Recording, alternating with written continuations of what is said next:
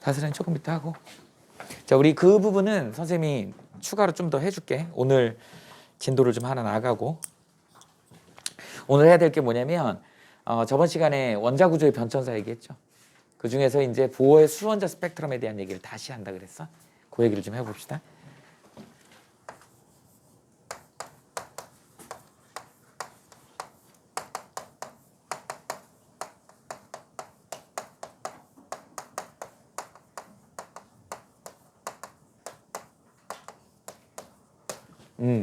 보어의 수원자 스펙트럼. 보어는 뭐라 그랬니? 보어의 수소 원자 모형에서 이제 원자 모델을 뭐라고 얘기를 했어? 특정한 에너지 준위를 갖더라라고 얘기했지. 보어 바로 이전에 러더퍼드가 뭐라 그랬냐면 원운동을 한다 그랬어요. 핵 주위를 전자가 원운동을 한다. 그런데 보어가 그걸 실험하기 위해서 수소를 가지고 수소 원자 스펙트럼을 찍어봤어. 그랬더니 어떤 결과가 나오니? 선 스펙트럼이 나오더라는 거죠. 근데 그 선 스펙트럼은 우리가 이제 대표적으로 뭐라고 표현하지? 불연속이라는 표현을 쓰죠. 그러다 보니까 러더퍼드의 원자에서는 얘가 원운동을 하면 빙글빙글 돌면서 안으로 끌어당겨서 들어가야 되다 보니까 전자가 핵에 딱 붙어야 돼. 근데 세상에 그런 원자가 없거든. 그리고 전자들은 주변을 돌고 있는데 그러다 보니까 이제 특정한 에너지 준위를 돌고 있다 이렇게 표현을 했다고요. 그래서 보어는 이런 표현을 썼어. 특정한 에너지 준이다. 그래서 이게 뭐 양자화되어 있다 이런 표현도 쓴다. 여기서 이 양자역학이 소개가 되는데 이거 불연속이라는 의미를 갖고 있는 거야. 그래서 두 가지 조건이 있어. 뭐 양자 조건이 있고 물리에서는 이렇게 나오는데 그 다음에 진동수 조건 뭐 이런 식으로 나오죠. 그래서 각각의 에너지 레벨이 첫 번째 껍데기, 두 번째 껍데기, 세 번째 껍데기 뭐 이런 식으로 전자 껍질을 얘기를 하면서 N은 1, N은 2, N은 3 이런 식으로 특정한 에너지 준위가 있더라.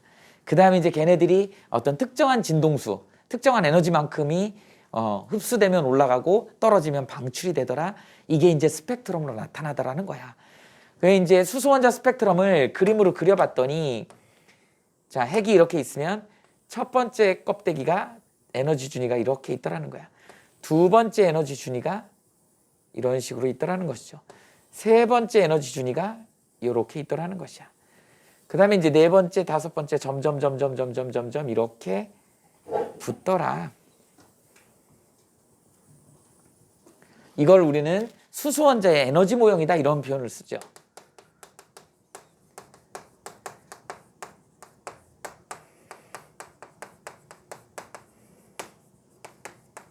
선생님이 그 얘기 해줬어. 수소원자의 실제 모습은 첫 번째 껍데기가 가장 가깝게 붙어 있다고. 두 번째 껍데기는 이런 식으로. 세 번째 껍데기는 이렇게 멀리 있어요.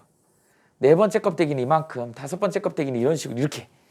실제 원자의 모습은 이렇게 생겼어. 그러다 보니까 어떻게 되니? 여기 첫 번째 껍데기가 가장 안정한 전자 배치를 하고 있다 그랬죠. 얘네 둘이 끌어당긴 힘이 제일 세겠지. 가까이 있으니까. 그러니까 에너지가 굉장히 큰 거야. 저걸 띄어내려면 에너지가 그만큼 많이 들지. 그래서 첫 번째 껍데기가 에너지 간격이 큰 거라고. 그래서 이거는 에너지 모형이야. 실제 원자의 모형은 지금 옆에다 그려놓은 이런 모양이야. 이렇게 이해하시면 됩니다. 화학에서는 이런 모양이 안 나오고 전부 에너지 모양만 나오기 때문에 마치 니네가 이걸 에너지 모형인 줄, 원자 모형인 줄 알고 있어. 이건 원자 모형이 아니다. 에너지 모형이다. 그러다 보니까 특정한 에너지 준위가 있고 위로 올라갈수록 에너지 준위가 높더라는 거야. 이쪽은 이쪽으로 갈수록 높아지겠지? 자, 핵으로부터 멀리 떨어질수록 에너지 준위 값이 높더라라고 하는 게 이제 핵심이고요. 이게 지금 수소원자잖아. 수소원자를 이런 형광등 같은 이런 관에다가 집어넣고 여기다 이제 강한 방전을 주면 얘네들이 에너지를 받아서 들떠서 올라간다고. 올라갔다가 원래 얘가 바닥 상태, 첫 번째 있을 때가 바닥 상태잖아. 얘가 첫 번째로만 떨어지는 애들이 있더라는 것이지. 또 두 번째로만 떨어지는 애들이 있더라는 거야. 이렇게. 그 다음에 세 번째로만 떨어지는 애들이 있더라는 것이죠. 그래서 이걸 갖다가 우리는 분석을 해갖고 에너지가 얼마큼인지를 또 스펙트럼하고 비교할 수 있어야 된다. 그래서 선생님이 이 부분 있죠? 이 부분을 좀 확대를 해볼 것이야. 이렇게.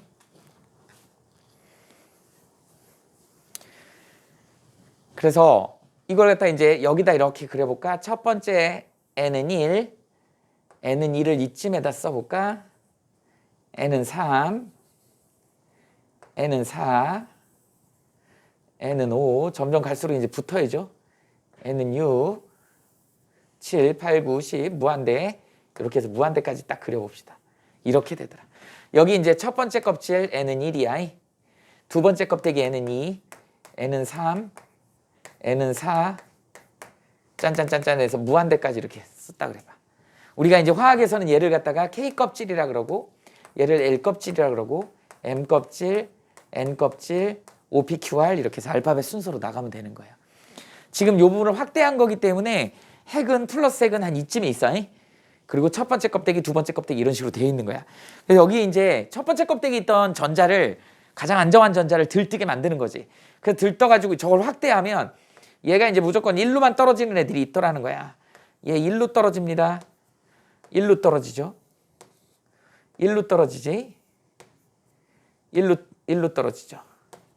1루 떨어집니다. 1루 떨어지죠. 이렇게 된다. 이렇게 1루만 떨어지는 애를 우리는 뭐라 그런다? 라이먼 계열이라고 얘기를 하죠. 그리고 이 간격이 에너지야. 그래서 우리 이 간격을 에너지라고 이렇게 표현하고 나타낼 때는 HF 이렇게 나타내죠. 얘는 또 어떻게 되냐면 H하고 F 대신에 람다분의 C 이렇게 나타내죠. 이거 되게 중요한 그런 공식입니다. 에너지를 나타내는 공식이야. 그랬을 때 이 F가 뭐예요? 프리퀀시, 진동수야. 람다는 웨이브랭스라 그래서 파장입니다. 이렇게 되죠. 그러다 보니까 이 에너지는 진동수에 비례하고 파장에 반비례하지. 이 간격이 크다는 얘기는 에너지가 크다는 얘기야. 진동수가 크다는 얘기죠. 이렇게 구분한다. 그러다 보니까 아까 뭐 양자 조건이라고 하는 건 어떤 거냐면 이렇게 각 껍데기마다 이거마다 거기에 이제 전자들이 특정한 에너지에만 존재하더라. 그 다음에 이 사이값만큼을 흡수하거나 방출하면서 이 애매한 중간값에서는 반응이 안 일어난다고. 딱 정확하게 이 진동수가 딱 맞아야지 올라갈 수 있고 떨어질 수도 있더라라고 하는 거죠. 흡수 방출은 저 진동수 조건에 해당되는 거다. 이렇게 이해하시면 됩니다. 이거는 이제 물리학에서 나오는 얘기야. 자, 그러다 보니까 라이먼 계열 했어. 얘를 우리는 뭐라 그래? 눈에 보이진 않지만 에너지가 큰 자외선 영역이야. 그 다음에 얘의 특징은 어떤 특징이 있어요? N이 1루만 전이하더라, 1루 떨어지더라, 이런 특징을 갖고 있는 게 라이먼 계열이라고 해.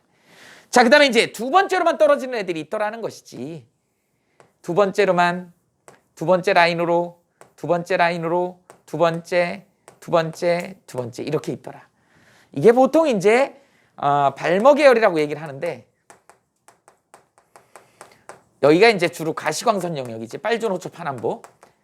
수소 같은 경우는 여기가 전이가 6개 나온대요. 그래서 선생님이 일부러 6개를 그려놨어. 빨주노초 파남보 비슷한 그런 색깔이 나타날 거야. 그 중에서 빨강색이 이거예요. 가장 에너지가 작은 거. 굳이 보라색을 한다 그러면 요 파란색 계열 여기다 이렇게 써볼게. 이런 식으로 되어 있다. 그러니까 얘는 지금 어떻게 되는 거냐. 무조건 어디로 떨어지는 거야? N2로만 떨어지는 애들이다. N2로만 떨어지는 애를 우리는 뭐라 그런다? 가시광선 영역의 발머 계열이라고 얘기를 한다. 자, 이번에는 그럼 N3으로 떨어지는 애가 있겠지. 이거 이렇게 N3으로 떨어지더라. 이걸 파션 계열이라 그래. 얘는 적외선 계열입니다. 그래서 어떻게 떨어져? N3으로만 떨어지는 애들이 있어. N3으로 떨어지고 N4로 떨어지고 N5로 떨어지는 애도 있어. 여기 N4로 떨어지는 애도 있고요. N5로 떨어지는 애도 있어. 이걸 우리는 뭐 브래킷 계열이라고 그러고 훈트 계열이라고 그러고 이름만 알아두세요. 아, 이런 게 있구나.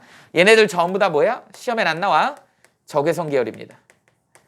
우리는 라이먼 계열, 발머 계열, 파션 계열만 알면 돼요. 그 중에서 이 발머 계열만 알면 돼요. 여기만 알면 된다.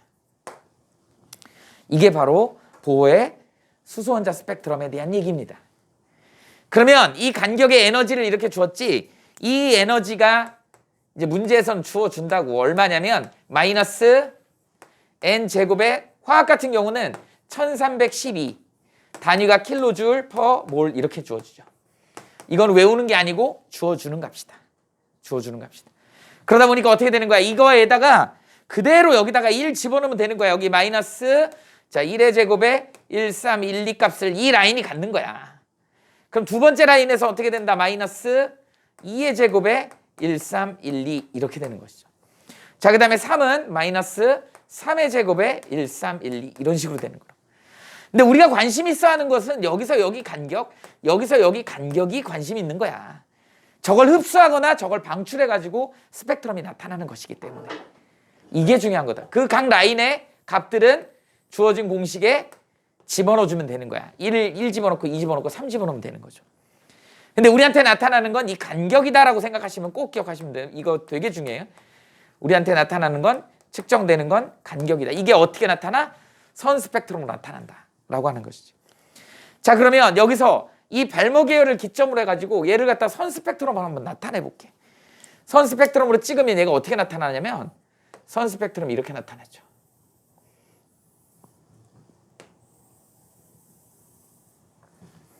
이런 선 스펙트럼이 나타난다.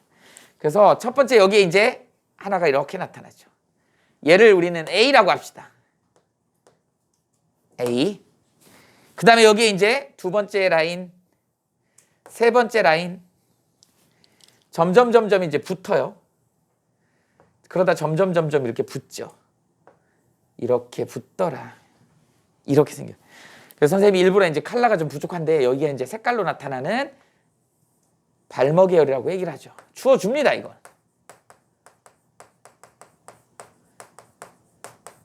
발목 계열은 무조건 N2로 떨어지는 애들이야. 이렇게 되지. 그래서 선생님은 이거 외웠거든? 656 나노미터야. 여기 노란색은 484 나노미터야. 그래서 여기를 B라고 합시다. 그 다음에 여기다 이제 하나 C를 하나 딱 그리자고. 이게 C야. 그런데 발목 계열은 아니거든. 그러면 이거 어딘가에 포함된 얘는 뭐예요? 라이먼 계열이야. 라이먼 계열 중에 이쪽의 에너지가 가장 어떻게 된다? 작은 쪽이다. 그래서 우리가 계열 하나를 봤을 때 발목 계열 봐봐. 하나를 봤을 때 좀 듬성듬성한 쪽 부분이 에너지가 작은 부분이야. 촘촘한 부분이 에너지가 큰 부분입니다. 자, 이 식에서 에너지하고 진동수는 비례하기 때문에 여기 진동수가 커진다고. 상대적으로 여기 진동수는 작아진다고. 반면에 파장은 반비례죠. 반비례니까 파장은 짧고 여기 파장이 길고 이렇게 되는 것이야. 이런 특징을 좀 알아두면 좋겠다. 우리가 지금 관심 있는 거는 A전이, B전이, C전에 대한 얘기야. 그러면 이 전자전이가 일어나는 곳 여기다 매칭을 시켜야 돼. A가 어떤 걸까? 얘가 A예요. 그 다음에 B는 어떤 걸까? 두 번째 이게 B예요. C는 어떤 걸까? 이게 C예요. 이렇게 된다. A, B, C를 매칭을 해야 된다. A는 3에서 2로 떨어지는 거야. 이게 3에서 2로 떨어져. A가 3에서 2로 떨어지는 거야. B는 4에서 2로 떨어지는 겁니다. 맞죠? C는 어떻게 되는 거야? 1로 떨어져야 돼. 얘는 N2에서 N1로 떨어지는 거야. 이렇게 된다.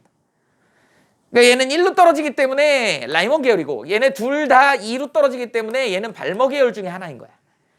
이렇게 해서 A하고 B, C를 매칭을 시킬 수 있어야 된다.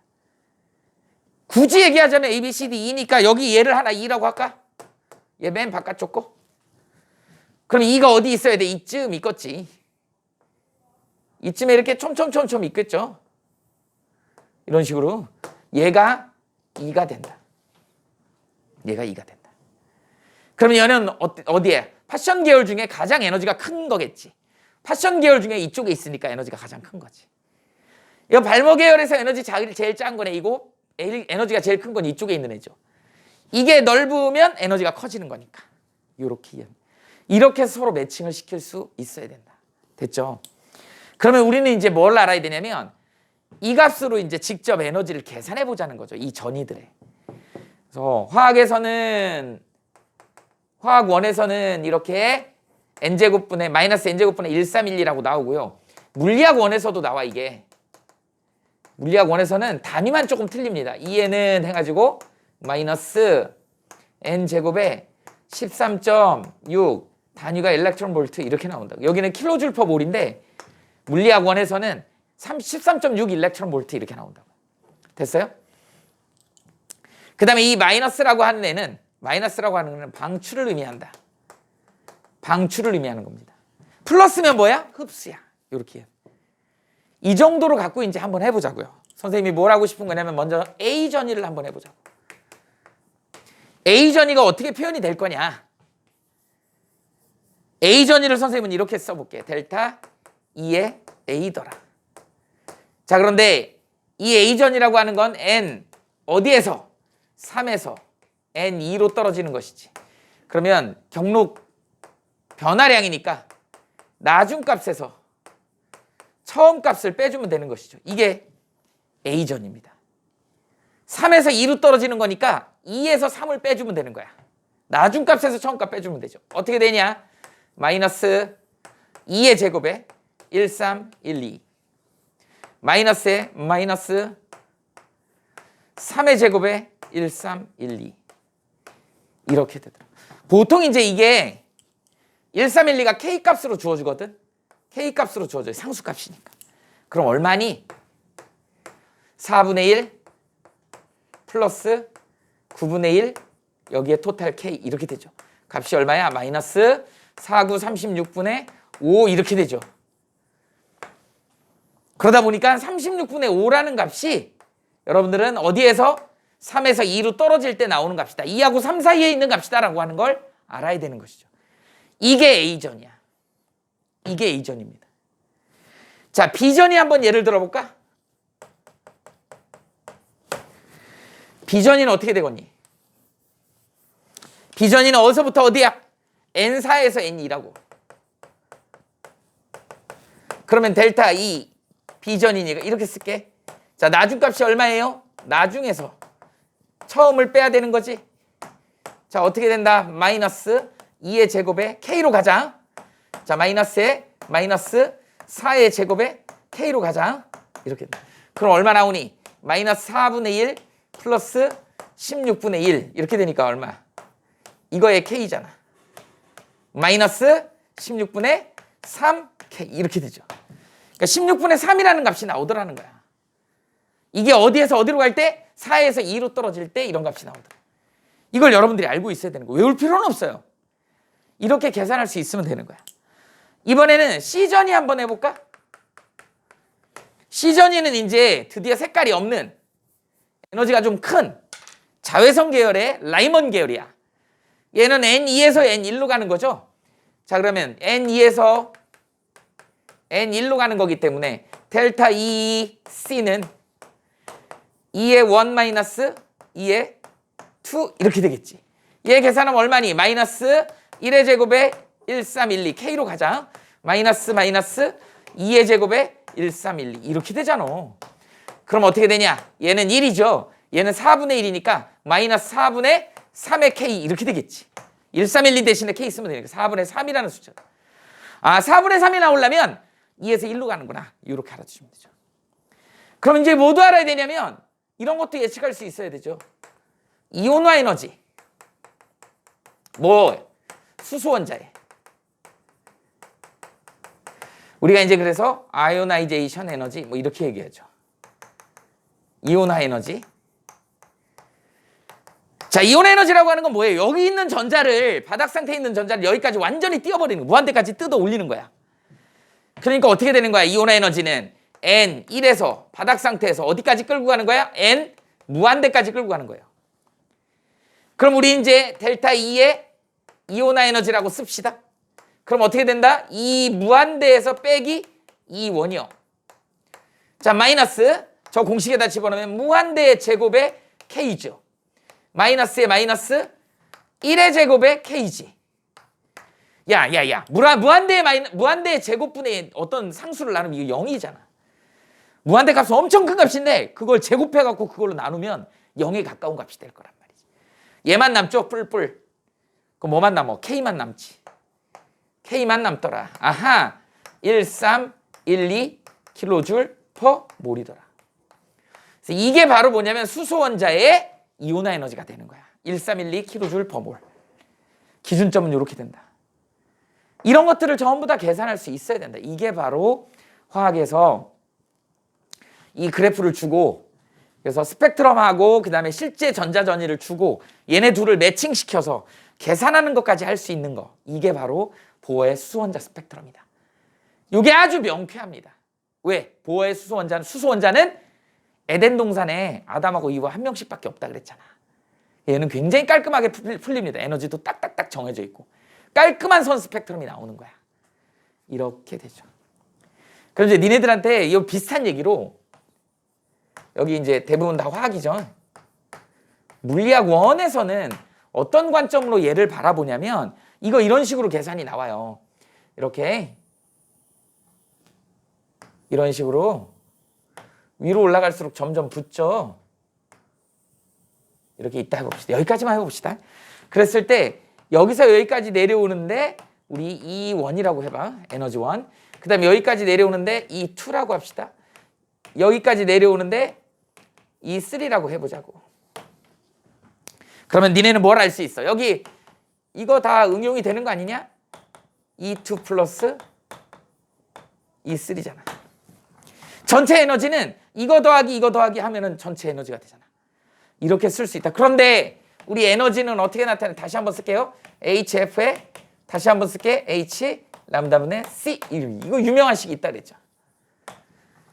이거 여기다 그대로 대입하면 돼. 한번 넣어볼까? HF의 1, HF의 2 이렇게 쓸 수 있지. HF의 3 이렇게 되잖아. 양변에 다 H 날릴 수 있지. 아하, 얘 결국은 얘 F1하고 얘 F2고 F3 그러다 보니까 F1은 3 F2 플러스 F3 이렇게도 성립이 되구나. 그죠? 그대로 대입하면 돼. 이번에는 진동수를 한번 표현해 볼게. 진동수 어떻게 그대로 집어넣어. 이 식에다 그대로 집어넣어봐. 그럼 어떻게 집어넣을 수 있어? H 람다분의 1 C 이거는 H 람다분의 2의 C 이렇게 되죠. H 람다 3분의 C 이렇게 되는 거잖아. HC 날려버려 전부 양변. 그럼 결과가 뭐가 나오냐?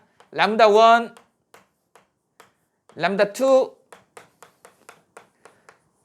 니네들이 시험 문제 출제했다면 답안지 이거 안 넣겠지? 통분합시다. 람다 2 곱하기 람다 3 그럼 람다 3 더하기 람다 2 이렇게 나오겠죠. 이런 식이 있는지 찾으면 되는 거야. 또는 니네 헷갈리게 하려고 이거 역수로 바꿔버리죠. 그럼 어떻게 되겠니? 람다 2 플러스 람다 3는 람다 2 곱하기 람다 3 이렇게 되는 것이죠. 그래서 이런 식도 같은 식이지. 물리에서는 이런 거 물어보는 문제가 시험 문제 나온다. 이렇게 해서 정리를 하시면 됩니다. 이게 바로 보어의 수소 원자 스펙트럼을 얘기하는 거다. 할 수 있겠니? 여기 일단 좀 적어봅시다. 일단 적어봐봐.